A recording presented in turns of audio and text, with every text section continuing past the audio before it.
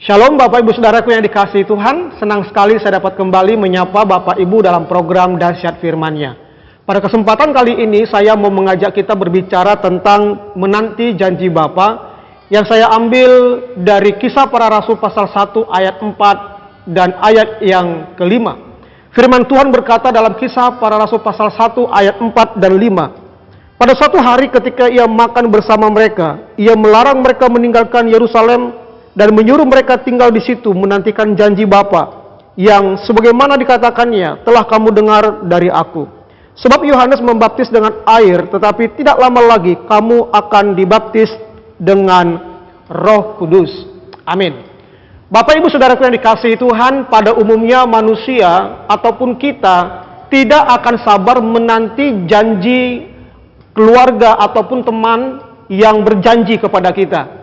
Misalnya orang tua yang tinggal jauh di luar kota, lalu berjanji akan datang berkunjung ke rumah atau ke kontrakan ataupun di kos kita.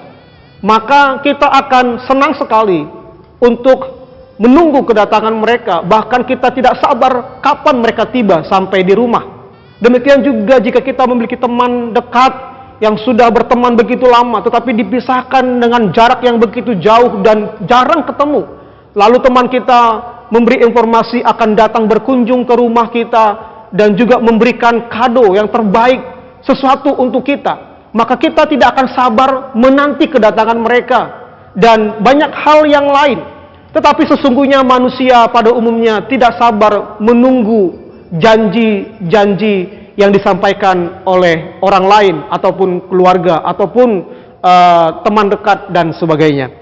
Bapak Ibu Saudaraku yang dikasihi Tuhan, jika kita perhatikan firman Tuhan ini, Lukas menulis dalam kitab Kisah Para Rasul, setelah Yesus bangkit dari kematian dan sebelum Yesus naik ke sorga, sebelum Yesus kembali ke sorga, ia memberikan perintah kepada murid-muridnya ataupun kepada rasul-rasul pada waktu itu agar mereka tetap tinggal di Yerusalem menantikan janji Bapa. Bapak Ibu Saudaraku yang dikasihi Tuhan, kata janji dalam teks ini berasal dari bahasa Yunani yaitu evangelion.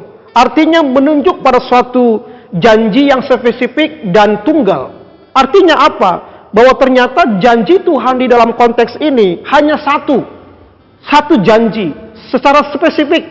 Bukan janji tentang mukjizat, bukan janji tentang berkelimpahan materi, bukan janji tentang kesembuhan, tetapi hanya satu janji Tuhan kepada mereka untuk menantikan di Yerusalem. Pertanyaannya adalah, apa janji Tuhan Yesus kepada murid-muridnya yang janji yang tunggal dan spesifik itu?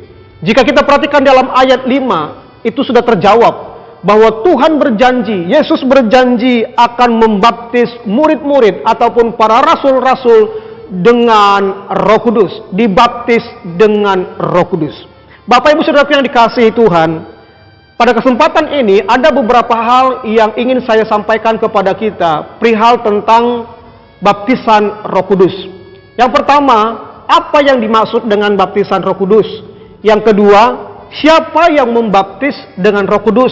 Yang ketiga, sejak kapan orang percaya dibaptis Roh Kudus? Dan yang keempat, apa respon murid-murid ketika mereka menantikan janji Bapa, yaitu dibaptis dengan Roh Kudus. Bapak Ibu Saudara yang kasih Tuhan, apa yang dimaksud dengan baptisan Roh Kudus? Baptisan Roh Kudus adalah pekerjaan di mana Roh Kudus menempatkan orang percaya dalam persekutuan dengan Kristus dan persekutuan dengan orang percaya lain di dalam tubuh Kristus. Jika kita perhatikan 1 Korintus pasal 12 ayat 13 berkata, sebab dalam satu roh kita semua, baik orang Yahudi maupun orang Yunani, baik budak ataupun orang merdeka, telah dibaptis menjadi satu tubuh, dan kita semua diberi minum dari satu roh. Nah, Bapak Ibu Saudara yang kasih Tuhan, jelas sekali bahwa baptisan Roh Kudus yang dimaksud di sini adalah pekerjaan atau karya Roh Kudus yang menempatkan orang percaya dalam persekutuan dengan Kristus dan juga bersekutu dengan sesama orang percaya di dalam Tuhan, yaitu gerejanya. Pertanyaan yang kedua adalah, siapa yang membaptis dengan Roh Kudus? Jelas sekali bahwa yang membaptis dengan Roh Kudus adalah Tuhan Yesus itu sendiri. Markus pasal 1 ayat 8 berkata, "Aku membaptis kamu dengan air, tetapi Ia akan membaptis kamu dengan Roh Kudus." Dalam Yohanes pasal 33 ayat 34 dikatakan, "Aku pun dulu tidak mengenalnya, tetapi Dia yang mengutus aku untuk membaptis dengan air, telah berfirman kepadaku, jikalau engkau melihat roh itu turun ke atas seseorang dan tinggal di atasnya, Dialah yang akan membaptis dengan Roh Kudus. Aku telah melihatnya dan memberi kesaksian, Ia inilah Anak Allah." Jadi Bapak Ibu Saudaraku, jelas sekali bahwa yang membaptis orang percaya ataupun yang membaptis murid-murid ataupun para rasul pada waktu itu adalah Tuhan Yesus itu sendiri. Pertanyaan yang ketiga adalah, kapan orang percaya dibaptis dengan Roh Kudus? Yang pertama adalah ketika baptisan Roh Kudus dimulai pada saat Pentakosta. Dalam Kisah Para Rasul pasal 2 ayat 1 sampai ayatnya yang kedua. Yang kedua, yaitu pada saat orang percaya diselamatkan. Dalam Roma pasal 6 ayat 1 sampai 10 dan Kolose pasal 2 ayatnya yang ke-12. Pertanyaan yang keempat yang terakhir, apa respon murid-muridnya ketika menunggu janji Bapa? Yang pertama, respon mereka adalah mereka taat kepada perintah Tuhan dalam ayat 4 dan ayatnya yang ke-12. Para murid ataupun para rasul-rasul pada waktu itu mereka taat pada perintah Tuhan, yaitu mereka tidak meninggalkan Yerusalem dan mereka setia menunggu janji Bapa, yaitu ketika mereka mengalami baptisan Roh Kudus. Bapak Ibu Saudaraku yang dikasihi Tuhan, salah satu ukuran kedewasaan orang percaya adalah ketika dia taat melakukan perintah Tuhan, ketika dia taat melakukan firman Tuhan. Sebab dalam Yohanes pasal 14 ayat 15 berkata, "Jikalau kamu mengasihi aku, kamu akan menuruti segala perintahku." Murid-murid Yesus, para rasul pada waktu itu, mereka mengalami janji Bapa. Mereka dilawat, mereka dibaptis dengan Roh Kudus. Karena apa? Karena mereka taat melakukan perintah Tuhan. Mereka taat melakukan kehendak Tuhan.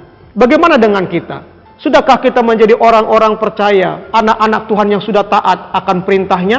Segala perintah Tuhan harus kita taati. Yang kedua adalah mereka sabar menunggu waktunya Tuhan.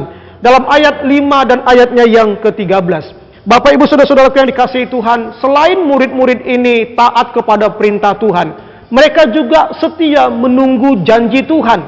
Ketika mereka melihat Yesus naik ke surga di Bukit Zaitun di Galilea, mereka kembali ke Yerusalem. Sampai di Yerusalem, mereka naik ke loteng di rumah yang mereka tumpangi pada waktu itu. Mereka di sana berkumpul untuk menunggu janji Bapa. Bapak Ibu Saudaraku, Abraham menunggu janji Bapa, yaitu anak perjanjiannya Ishak selama 25 tahun.